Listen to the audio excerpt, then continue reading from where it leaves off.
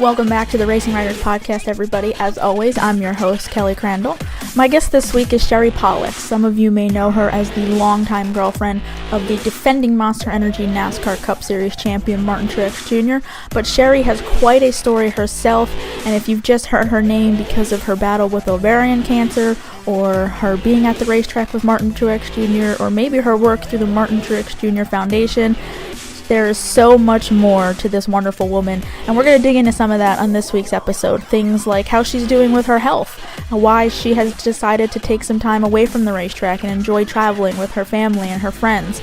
She's going to dig in and tell you about her trials and tribulations on social media, so to speak, and how things are going with that, and kind of the things that she says and why she does things on there.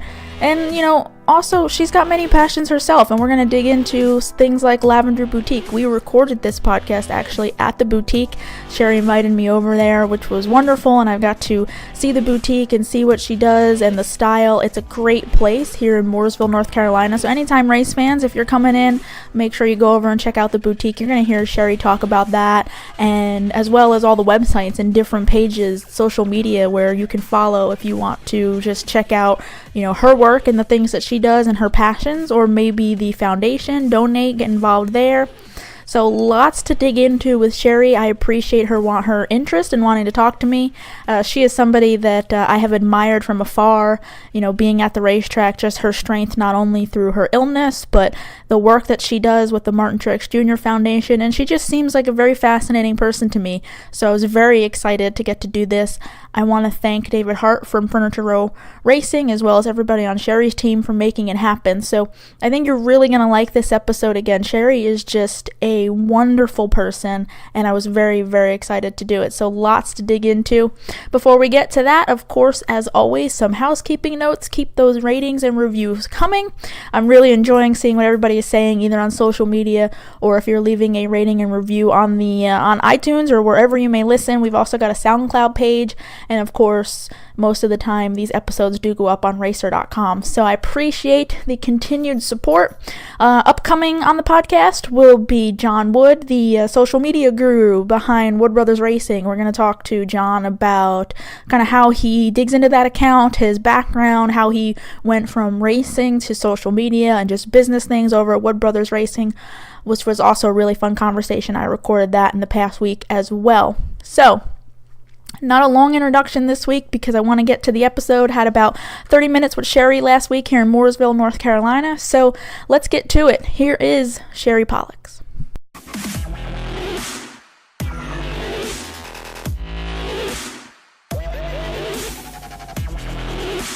I do want to ask first, how are you doing?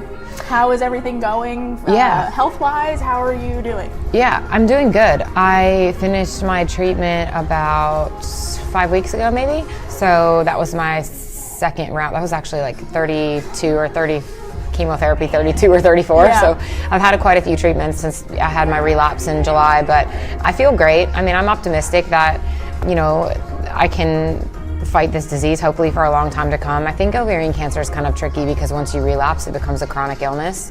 So then you just kind of manage it and fight it for the rest of your life. But I think that there's some exciting new drugs that have come out. I'm getting ready to go on a new maintenance drug called a PARP inhibitor, which is new for ovarian cancer patients. And I think it's probably the closest and best thing we have to immunotherapy. So I'm going to try that. I start that in a couple weeks. I'm a little nervous about starting it because of the side effects, but everything has side effects. Everything you do in your life or any kind of medicine you take, there's always something that can go wrong. So hopefully it won't for me, and it'll keep me in remission for a long time. So we'll see what happens. Have you been able to be at the racetrack at any of this season? Yeah, I was at Daytona. I haven't been to a race since Daytona. I normally don't do the West Coast swing just because it's tough on my body to go all the way out there, and he stays out there, and the time difference and all that. And I have a lot of I run a business and a foundation. Yep. I have a lot of other things that I have to work on and do. So I've been trying to take some time for myself to travel with my family and stuff. It's funny that you asked me that because all the fans have been asking me on Twitter every day if something is wrong, why I'm not at the track. Because everybody assumes when they don't see me at the track that I'm either not healthy or something's wrong with Martin and I. So it's a little exhausting to have to explain myself all the time. I just like to when I finish treatment, I like to take time for myself. And just relax and kind of, let my body heal a little bit. And I enjoy having a normal life and not traveling all the time. Yeah. It's really nice to just be normal. It's funny because I wanted to ask you, and I'm going to jump to it right now, because you talk about the fans, like they notice when you're not there, and they want to know if you're okay or what's going on. Did you ever imagine, just in general, the attention that you yourself and your relationship with Martin, that it would become something that fans and media, like we're all invested in, like not only you two as a couple, but how you're doing and everybody wishing you well? Did you ever imagine that? No, I didn't actually. I really didn't think it would ever get to the point where people would notice if I wasn't there, or notice that I wasn't in victory lane with him. I think that just the support in general for my disease and what I've gone through on social media is really overwhelming, and it's amazing. And I'm so humbled that many people care about my health and want to help me teach other women about this disease. So I think that, it's really nice to go on social media and see that everybody's talking about it, but at times it is exhausting because when I want to take time for myself and I just want to relax, I feel like I have to explain myself from why I'm not there and why I want to have a life too outside of racing. And I think that's really important for me, to have my own life. And if that means not traveling and only going to 10 races a year, then I want everybody else to be okay with that too. I sort of seek their approval too, to know that that's okay, to have my own life. I've been traveling with Martin for almost 14 years, and I was traveling on the road. I worked in racing before that, so I was traveling 5 years before that. So I've almost been on the road for 20 years in this sport, and it's time to take some time away from it and just enjoy my life a little bit too. So yeah, it's been kind of nice to do that the past couple of weeks. Just for background, for those who don't know, you did mention you come from racing. Your dad also owned, I believe, a Busch Series team, won the championship with Jeff Green, I believe it was. So, and you have a public relations background. So for those who don't know, you've been in racing for quite a while. You understand it. This is not new trick for you. No, that's actually how we met. We met in the garage. Martin and I did. I was doing PR for Jason Keller then, who was running in the Busch Series then, and I worked for Miller Brewing Company. So I worked for Rusty Walls for a little bit. So I'd been in the garage for a long time. My dad, like you said, owned a team when I was started a team when I was in the end of middle school, going into high school.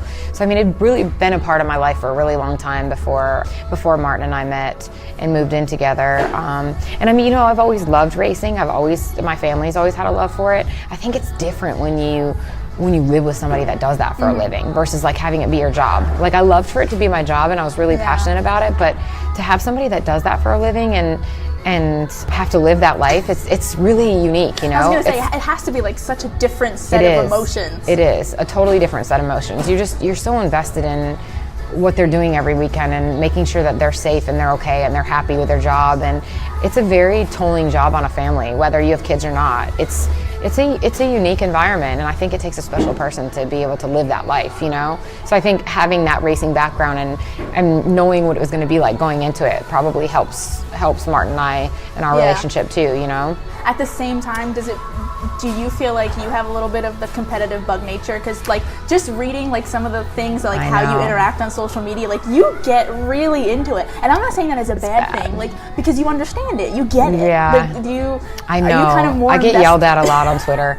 So I've tried really hard to not be so passionate about it, because I am super passionate about it. Martin and I actually just had this discussion the other night about how good it's been for me to be away from the racetrack because it actually brings my stress level down about 50 amps, which is probably really good for me because stress isn't good for my disease. And I tend to get, I was actually talking to Cole Pern about this the other day, that when I go to the racetrack, I'm so passionate about Martin and his team and them doing well and not letting somebody screw him over on the racetrack or do something mean to him or protecting him. Yes, you get into it. I do. So protecting him and his team and being competitive like he is good and bad. It's good in that I think that, you should be like that with somebody you love. I want to be passionate about the sport. I'm passionate about everything I do in my life. I don't do anything 50%. I give everything 150%. But it's bad when it comes to social media because I get really bored on the pit box. So then everything that comes to my mind, it just you comes need that out. Outlet. I need that outlet. So I just type it, and then I get all these people that yell at me, and I'm like, ugh. Okay, now I have to talk, now I have to defend myself, and I shouldn't have to. I shouldn't have to defend my position. I should be able to have an opinion, but as we know in the world of social media, that's not a reality. Nobody's going to ever agree with you, and people are always going to chastise you if you're talking bad about another driver, which I've never done. I've just there's You're been points where I've observation, made an observation about what's happened on the track and people haven't agreed with me, which is fine. I don't need for everybody to agree with me. But if you start to talk about me or my health or my family or Martin, I'm going to block you because I just think it's inappropriate. And I'm not ever mean to anybody on there. I just state an opinion. Yeah. If you want to hear my opinion, you can follow me, and if you don't, then don't. I'm fine with it either way. But because once again, you get it. Like, you're invested in it. Like, you're not just sitting there like, oh, okay, we're racing. He finished 5th. Like, no, like, why did oh man, why did this happen? Well, and I think that for the fans, NASCAR fans are so passionate, which is so great. What's so great about our sport, they're very invested in their drivers and their personal lives and their professional life, everything. And I love that about the sport. But I also think that they're very, at times, not uneducated, because that's not the right word, but maybe a little naive about how much goes into what happens each weekend at the racetrack. It's not just as simple as like a manufacturer dominating. Everybody was complaining last year when Toyota was dominating the whole year. Well, there's so many things that go into a car dominating in a season. And I think that they don't think that through. Yeah. They just say, oh, we're tired of seeing the Toyotas win, or we're tired of seeing the Fords not win. And everyone's very quick to judge before they really think about what goes into that situation, or how much hard work and time and effort and people and money and sponsors. And so I think you just have to be careful about those observations when you make them, and people aren't. So when I state something they don't like, they all yell at me. So does Martin get on your case? You said you guys have had a conversation No, about he it. doesn't. Or does he laugh about it? No, he's not. What's funny about Martin is he never really writes anything on Twitter or Instagram. He has public both and Facebook. I do his Facebook, but we kind of do it together. But he's always on there. Yeah. So he's always reading what people say. Oh, he's one of those. He's one of those stalkers. He's always on there, but he's just not writing a lot. And so I think that at times he appreciates my passion and the fact that I can just say it. But I also think it annoys him because he's like, why do you have to stir the pot? Why do you say anything at all? He doesn't say that, but I think he's probably thinking it. Just keep your thoughts to yourself. Don't say anything. But it's funny because he now sees how I feel every weekend when he watches his little brother Ryan race. So he's the exact same way with Ryan that I am with him. He's like in the motorhome and he's pacing and he's yelling at the TV and he's yelling at the crew chief and he's yelling at this and yelling at that. And I'm like, how does it feel? Now you get it. His palms are sweating and he's like, oh my God, my stress level is through the roof. And I'm like, now you get it. Now you get it. That's awesome. I've done that for almost 14 years, 38 weekends out of the year. It's frightful sometimes how passionate you can be about something and how addictive it can be. It's almost like a drug. And I'm like, now you know how it feels. So he's gotten a little taste of that himself, and I don't think he likes it. So what in general, what do you, having been around racing so long, what, I guess, besides the family aspect of it, what has drawn you to racing? Like, what do you like about racing? You are invested in it, you like to be and watch Martin and what's going on, but was there just something about it from the beginning that you wanted to even go down that path of getting into the public relations side? Well, I mean, obviously getting the job in it was because my dad was already in it, and I'd been around it, and I did have a passion for the sport, obviously, or I wouldn't have wanted to work in it. And I loved public relations, and I did sponsor services, and I loved the people I worked with, and I loved being at the track. I was young, I didn't really have any, I didn't have any ties at home, so I loved traveling and meeting new people. So I think that was the huge appeal to it, and the fan base, obviously. I mean, it's huge, and it's such a diverse fan base. It's not like just, there's this misconception that it's just men and they're all rednecks, and it's not. That's not what the sport is like. The sport has changed, and there's all kinds of different people, and there's a huge demographic of women too that are now a part of the sport, and I love all of that about racing, and I do like the competitiveness of it, and I think that it's really cool to watch Martin succeed at what he does. He's super passionate about what he does, and to see him win a championship and win races now it's really neat for me to stand by the sidelines and watch that. I do think that it's important for me, like I said earlier, to have other things in my life that I'm passionate about, and I do have a lot of other things I'm passionate about. I do want to touch on those. And so we won't just talk racing. Okay, so those things are now, I think, taking probably a bigger focus in my life and more center stage because of my disease a little bit. Your perspective changes a little bit on everything. So then you realign your priorities a little bit, and then all of a sudden the things you thought were super important before maybe aren't as important now, or the things you had as your number 5 important are now number 1. So you just, those things have changed a little. So I mean, there's a little bit of that in there, and I have a lot of things that I'm passionate about, that are outside of racing too. Yeah, I do want to get to those. So I guess the last thing I want to ask about racing is, we in the media, of course, have always picked Martin's brain over the last couple of years of his ups and downs and what it was like when things were uncertain, and certainly before he came to Furniture Row Racing. I wanted to get from your side of it, what was it like for the both of you, or what did you see from him during those times that just kept him going? Of it's not over. I'll something will turn around, or I'll get something else. Yeah. I've just always been curious. Like I said, we've picked his brain so much about it, but what was it like in those times away from the track and away from the cameras when all that uncertainty was unfolding before everything came together with Furniture Row? Yeah, well, I mean, when all that stuff was happening, I wasn't sick yet. So we didn't really have probably the same appreciation or perspective on life that we have now. Although I always felt like I had a really good perspective on my life. And I think during those times, I was probably the one that was always pumping him up, saying, like when he lost his ride with MWR and got kicked out of the Napa car, that I just remember sitting down at our table outside by the pool one night, looking at him saying, like, this is a small blip in your life, this isn't the end of your career. Like another door is going to open and something great is going to happen for you. I don't know what it's going to be and I can't promise you, but I just know that like this isn't the end of the road for you. Like you are so good at what you do and you're so passionate about it. God has something great in store for you. And so if you just keep a positive mindset and you work really hard, you'll be rewarded for that, and we talked about that a lot during those times. And then, when the Furniture Row opportunity came along, I remember just talking about like, is this the right opportunity for us? Like, is this where you really want to be? And at the time he wasn't really certain, he didn't really know because he didn't know anything about them. Mm-hmm. And there wasn't a whole lot of, they hadn't really done a whole lot in the sport yet. Yep. So it was a really scary opportunity to take.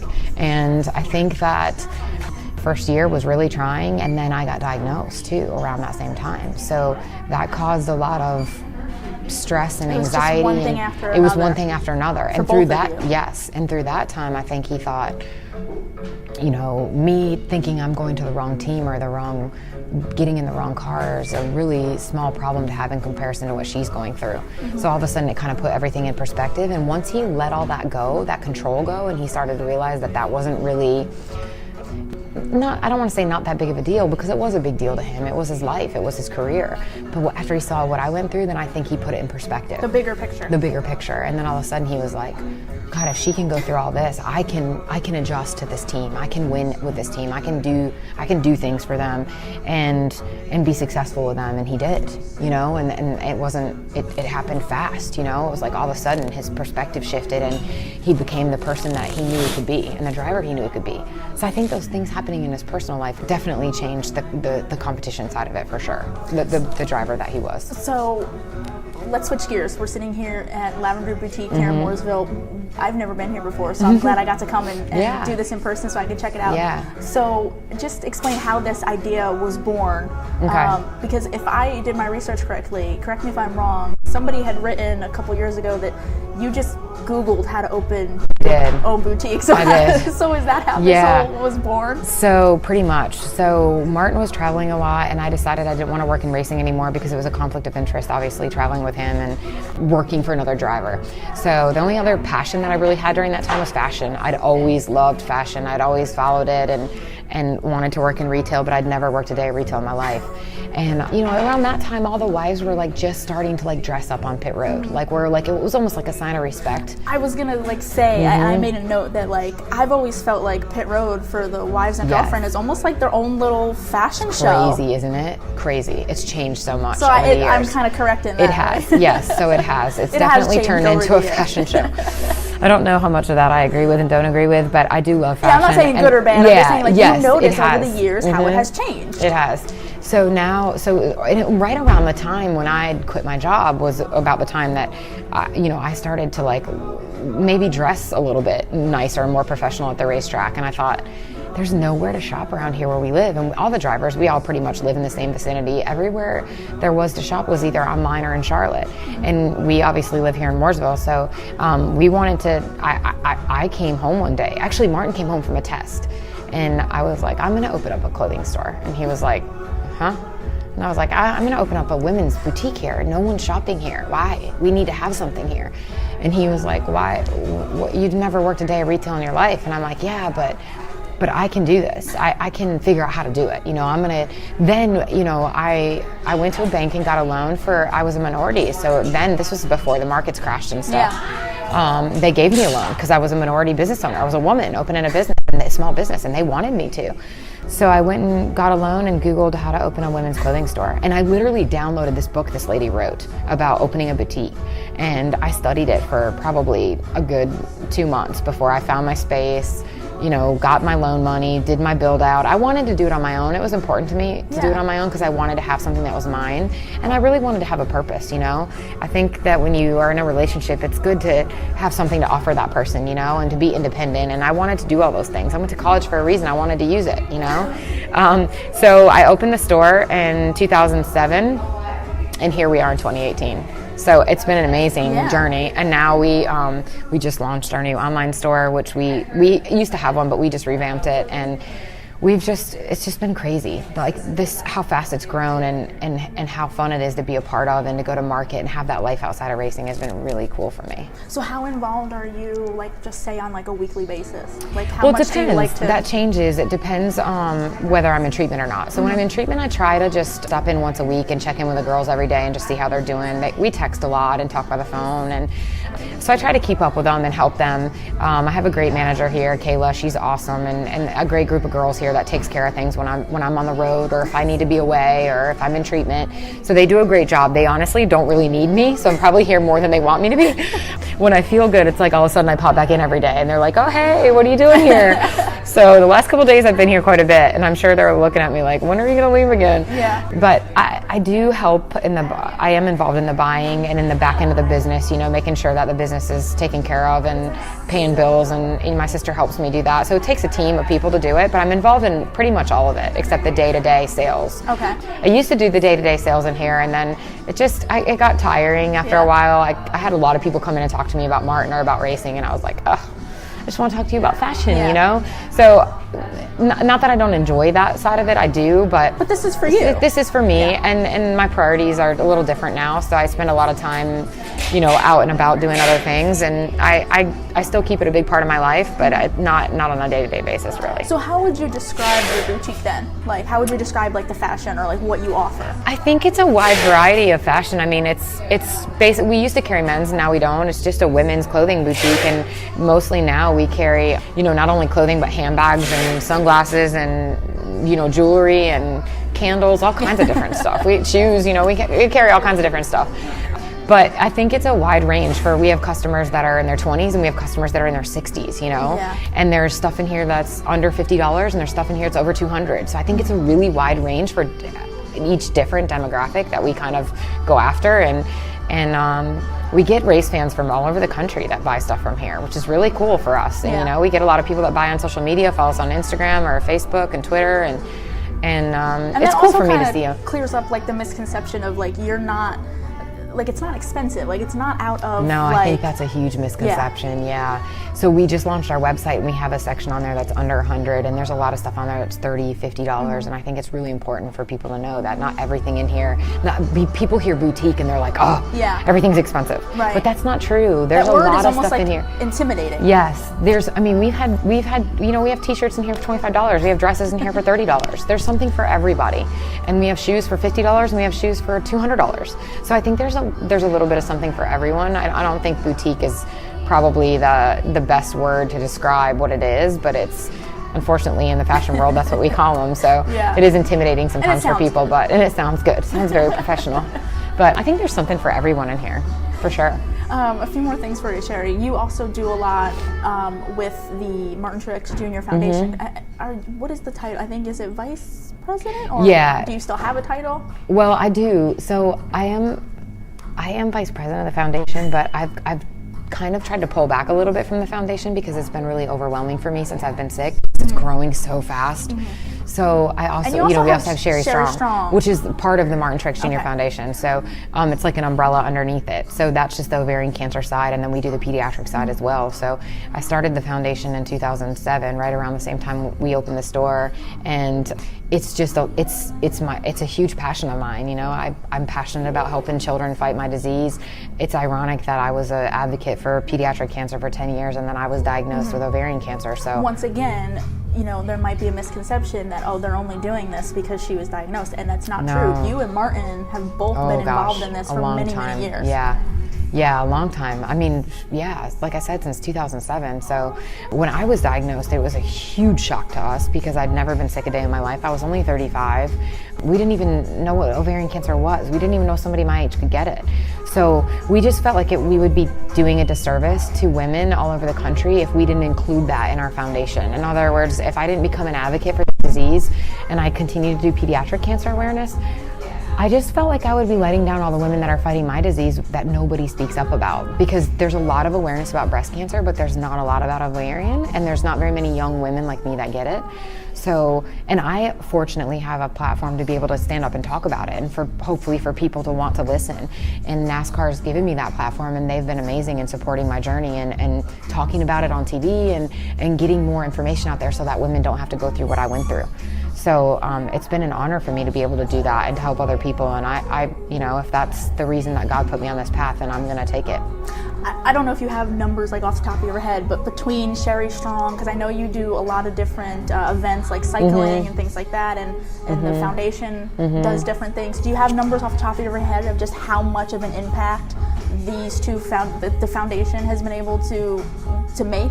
Yeah, so last year, I know in 2017 we raised $1.2 million, so that was huge for us. I mean, that's huge. We do a huge fundraiser called Catwalk for a Cause in May. I was going to ask about that. Yeah, and we do a runway show here in Charlotte, and it's actually, it was in Statesville last year, but we raised almost $700,000 last year, and Florida Georgia Line came out and played, and the kids walk with all the drivers and celebrities, and it's just turned into this amazing event. And I mean, I started it because I owned a clothing store and I just wanted to throw a fashion show one year. Yeah. And I think the first year we raised like $7,000. And last year was our 8th year and we did $700,000. I mean, it grew so fast.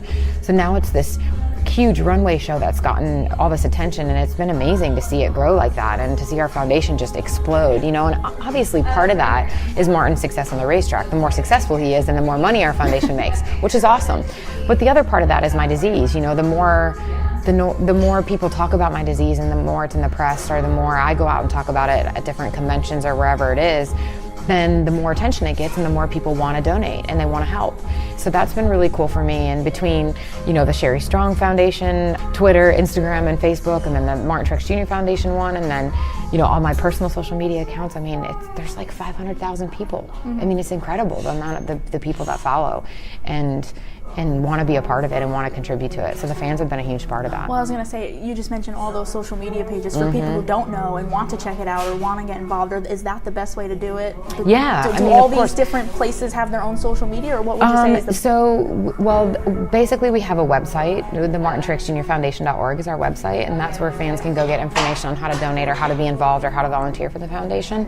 And then MTJ Foundation has its own Facebook, Instagram, and Twitter, and then Sherry Strong OC has its own Facebook, Instagram, and Twitter. So I think a lot of the fans follow both, and some of them follow one or the other, and that's fine. We share information on both, and we do a lot of it. So I think it's a great opportunity for them to watch and get involved. So 2 more things for you.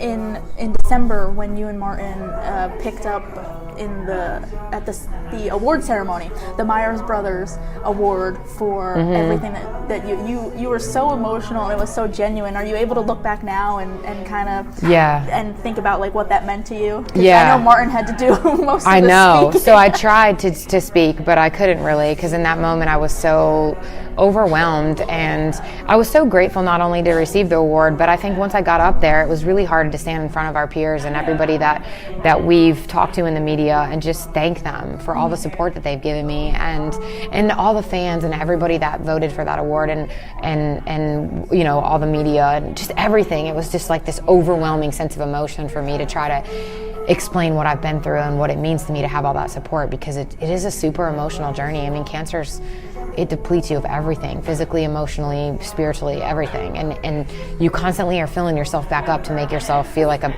person again, a normal person again. And so in that moment, I had so many things in my mind that I wanted to say, and they just didn't come out. So I was grateful that Martin took over and and spoke, and I spoke a little bit with the media afterwards, but in that moment it was definitely hard to express my gratitude for that. So what is next for you? You have your boutique, you have the foundation, you do like to take some time away, but you also strike me as somebody who likes to, your passions and things like that. Yeah. I guess, would the next thing be, are you doing the catwalk for a cause again Yep. this May? Is that kind of the next big We're thing working on on the agenda? next big thing would be catwalk. We're working on catwalk right now. We have some amazing things coming up with Sherry Strong that I can't talk about yet, but they're going to be released in the next So again, the you next are month. busy. You're yeah, plenty we're busy. Yeah. So those are we have some an incredible announcement we're going to make with our hospital here at Novant, where I'm treated, in the next couple of months with our foundation, and I'm going to be traveling around and speaking at some ovarian cancer conferences on behalf of my disease, and so I'm always traveling and doing stuff for the foundation and for the store. I'm getting ready to go to market in April for the store.